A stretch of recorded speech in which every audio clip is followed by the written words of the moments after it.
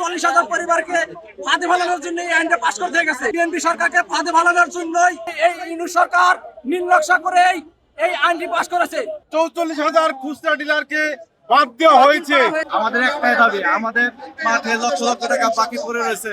এই 44,000 পরিবার কিভাবে থাকবে, কি খাবে, তাই নিয়ে আমাদের একটা দাবি জনাব তারেক রহমান সাহেবের কাছে, প্রধানমন্ত্রীর কাছে নয়ের নীতিমালা বহাল রাখা হোক। সুদখোর ইউনূস সরকার যে নীতিমালা পাশ করে গেছে সেটা শুধু তার ফাঁদে ফেলানোর জন্য, এই 40,000 পরিবারকে ফাঁদে ফেলানোর জন্য এই আইনটা পাশ করতে গেছে। কারণ আমরা যাতে পথে বসে যাই এবং কি ইউনূস সরকারের কাছ থেকে আমরা ঋণ নিয়ে আবার চলতে হবে, এই জন্যই সে এই আইনটি পাশ করে গেছে।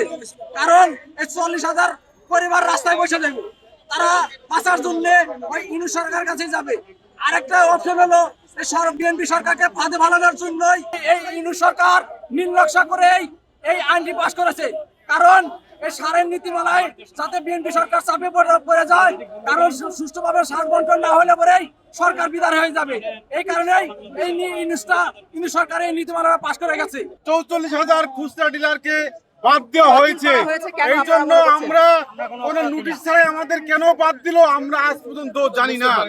এই জন্য আমরা চাই যে নীতিমালা যেটাই হোক আমাদেরকে খুচরা ডিলার হিসেবে অন্তর্ভুক্ত করুক, আমাদেরকে ঠিক রাখুক, তারপরে যে নীতিমালা করুক আমাদের কোনো দায় দাবি নাই। কিন্তু আমাদের কেন বাদ দিয়ে একই নীতিমালায় বিয়ে বালাদের রাখে, আমাদের রাখে না কেন?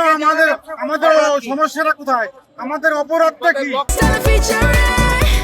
Next level, well done, side by side, free.